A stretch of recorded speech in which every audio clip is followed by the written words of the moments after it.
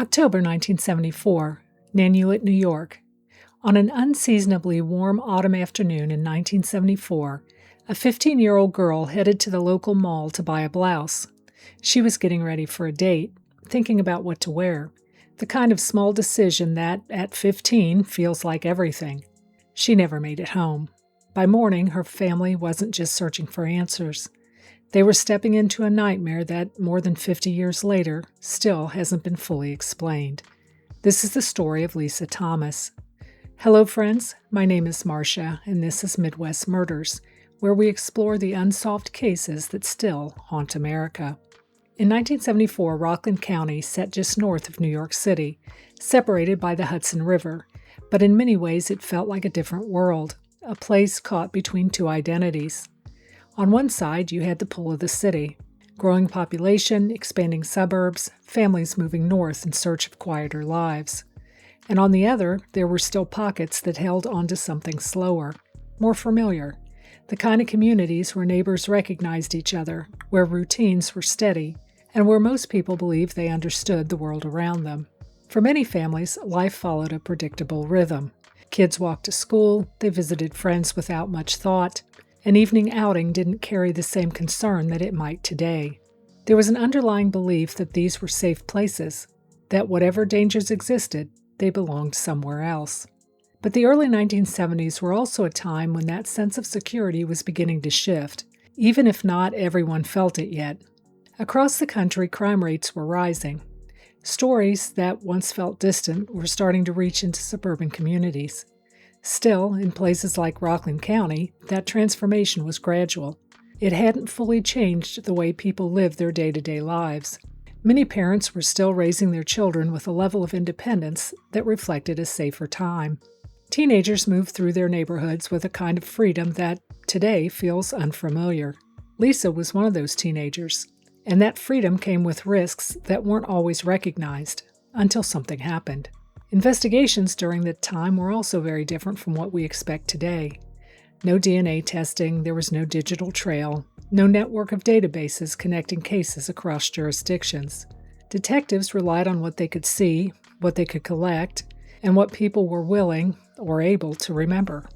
If a witness missed something or if a piece of evidence wasn't recognized for what it was, there was often no second chance to recover it.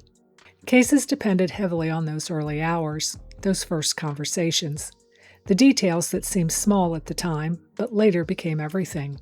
And when those moments passed, so did opportunities.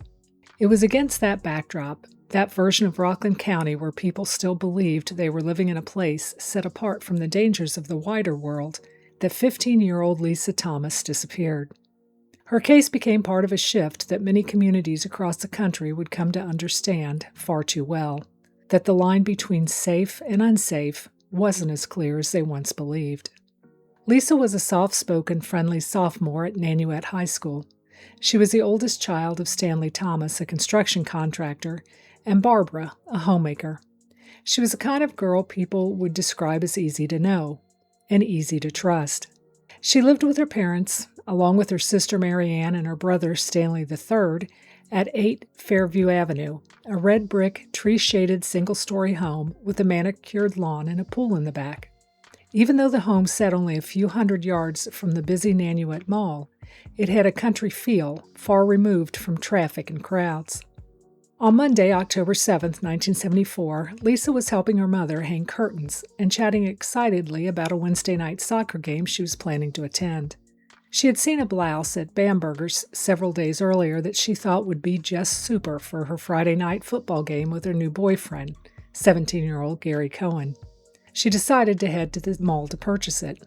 She asked her mother to go with her, but still having to finish hanging the curtains and start dinner, her mother declined, instead telling Lisa to have a good time and to be home by 5 for dinner. It would be the last time she would speak to her daughter. Lisa left the house just before 3:30 p.m., taking the shortcut behind her house toward the mall.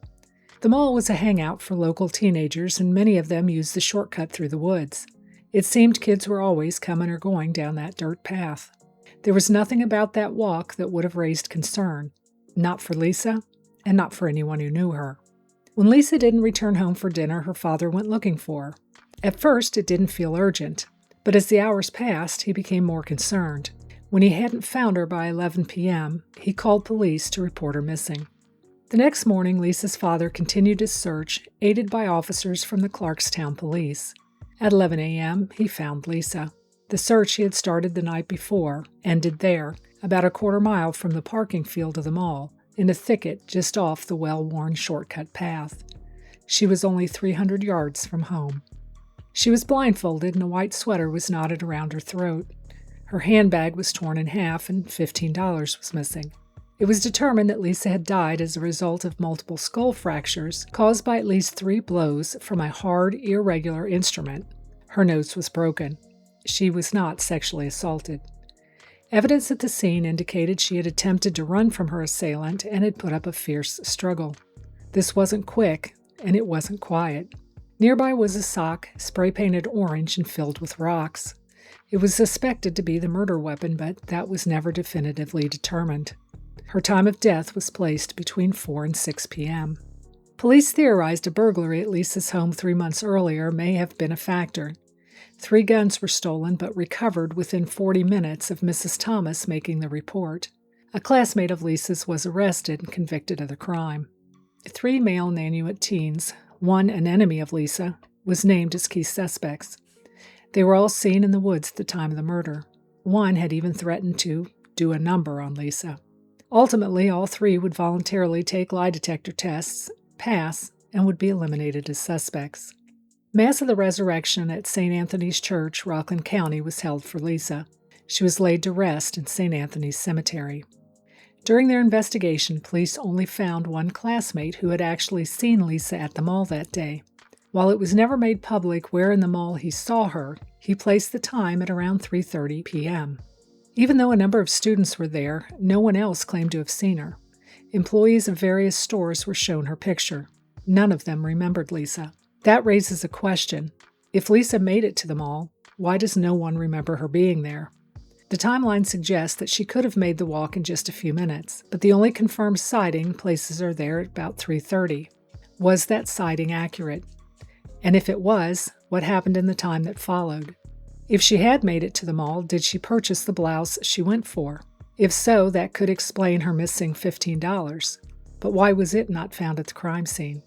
And if she never made it to the mall at all, then where exactly did her path change? In cases like Lisa's, the passage of time doesn't bring clarity. It brings distance. Witnesses move away, memories fade. Evidence, if it still exists, sits quietly in boxes, waiting for someone to look at it again. But what hasn't changed is the question at the center of it all. What happened to a 15-year-old girl in a place where nothing like this was supposed to happen? A girl who left home to buy a blouse and never made it back. Someone, somewhere, knew something then. And there's always the possibility that someone still does. But cases like this don't disappear. They wait. They wait for the right person to come forward, for the right piece of information to resurface, for the truth to finally catch up with what happened that afternoon. Until then, Lisa Thomas remains more than just a name in an old case file. She was a daughter, a teenager with a future that never had the chance to unfold, and a story that still deserves an ending. If you have any thoughts or theories about this case, please leave them in the comments below. Until next time, stay curious, stay vigilant, and may the truth reveal itself in the shadows.